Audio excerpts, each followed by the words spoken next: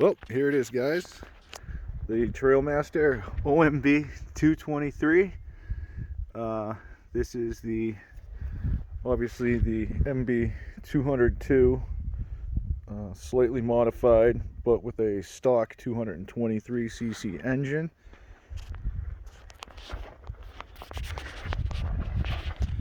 Alright, let me show you what I got going on here. The way I got this engine on was using the OMB Warehouse fully adjustable engine plate. There's two holes that are drilled inside the other holes, so they're not really, I wouldn't say they're weakening the frame or anything of that nature, but this allows the motor to go backwards, forwards, left to right. One thing to note when doing this swap is you will need to make a notch in this front section of your frame to allow the motor to come forward. That is going to have to do with the tension on the driver, on the torque converter. We left the stock disc brakes, stock suspension all the way around, stock tires. These fenders are UFO dirt bike fenders. I did not have to cut either one of them.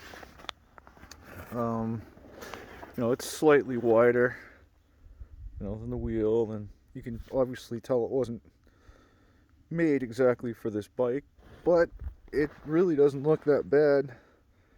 Once I figured out how to mount it, it probably took about a half hour for the front and a half hour for the back to do it nice and neat. I made some rubber grommets. This one's just kind of two pieces of rubber I got under there. I'm going to trim those off, but all the other ones are rubber grommets up underneath, washers, and then nylock nuts from the bottom in the back.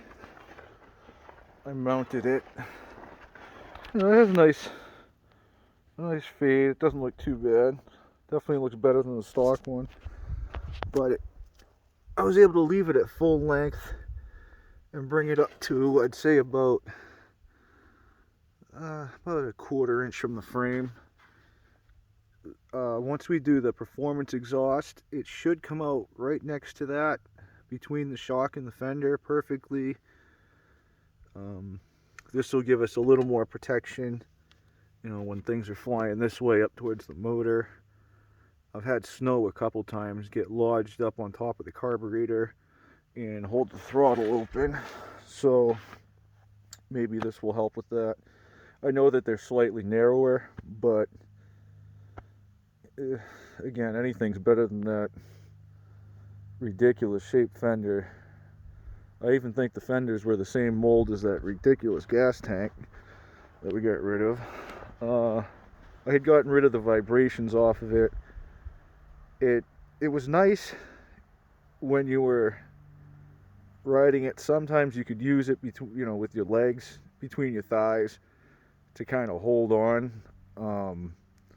But as soon as I took it off and I rode the bike without it, and I felt how much more maneuverable I felt. Like it's like riding a bicycle versus a motorcycle. You have that much more confidence in what you're doing. The other confidence booster was the Taper Handlebars. These are the real deal, guys.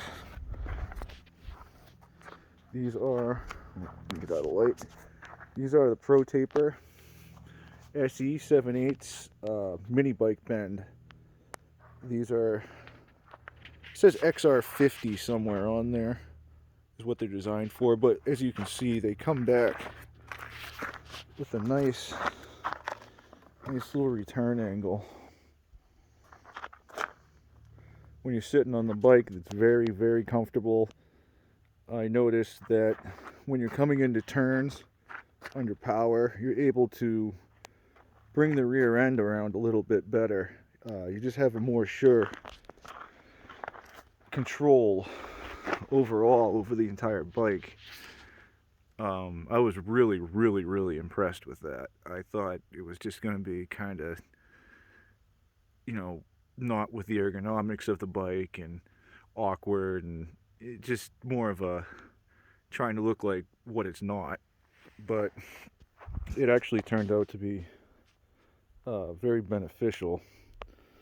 Now you can see it from here. The fenders aren't too wacky.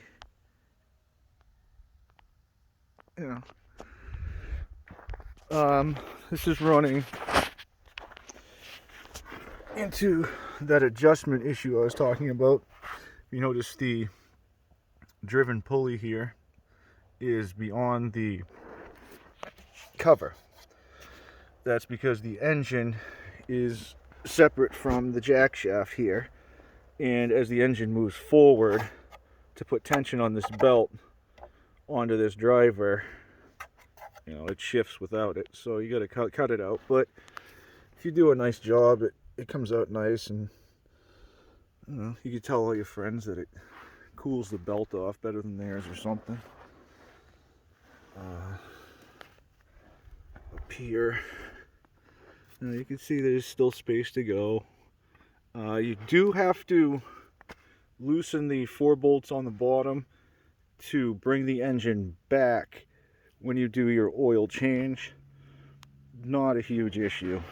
These billet plates are really nice, really easy to use, great for maintenance. I now have them on actually every single mini bike, and the only thing we don't is on the go-kart, but we'll see what happens. So anyways, the plan with this, guys, is to unleash this 223 for what it's worth. What we've been told, or what we're being told, is 7.5 horsepower, 3,800 or 3,600 RPM. This originally came with a limited coil. It was a 4,000 RPM limited coil, and it also has the mechanical governor in it. Right off the bat, I put an ARC flywheel, clone coil, and a 3910X auto light plug. So, we got the best spark we can get. We get all the benefits from the standard coil, and we'll see what it does. I took it for warm up. I did a little break-in on it, and then I drained the oil, so it's got fresh oil in it. I've now gone and just removed the throttle screw.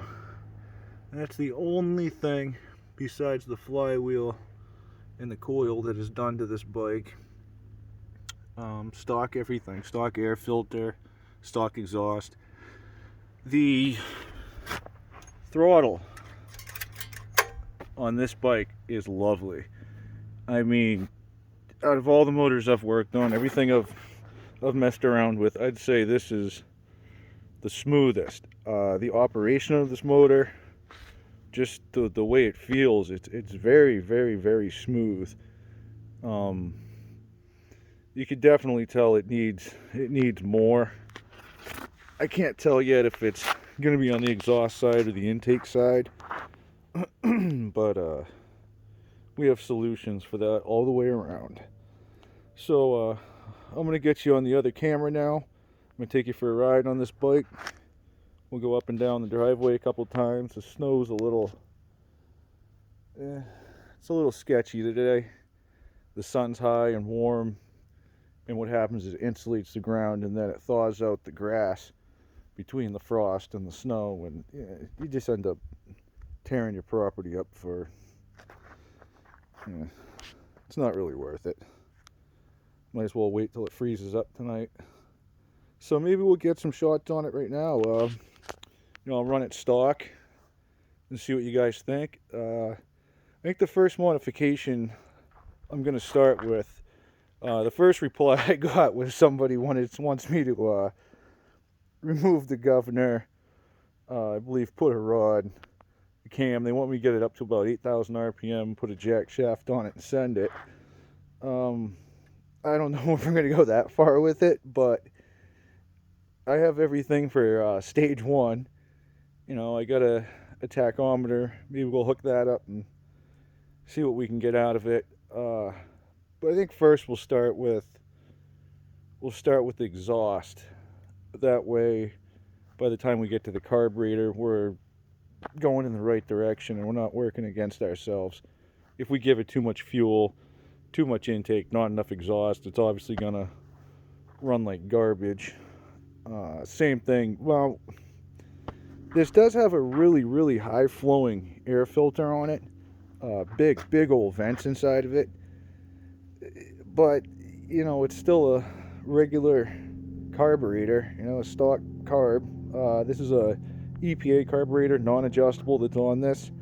The carburetor that we're going to be putting on is a Ruixing 212 non-EPA, and I think we'll be using the 38-140 jets. But we'll still, like I said, we'll start with the exhaust and, you know, seeing if these things still fit. Everything I made for performance on this bike was on the stock 196, which sits lower. It's a little bit shorter in the head area. I'm running 14cc head on that 196 I had on this. But the great thing is that motor can still go back on. I might have another motor going on, guys. You know, this might not be, you know, the solve all here, but it's worth a try. It's something new, and my concern is it being a performance motor, being limited at 4,000 RPM, and just kind of, I want to know what's going on, and I'm sure you guys do too. So I'll go get the other camera and we'll go for a ride.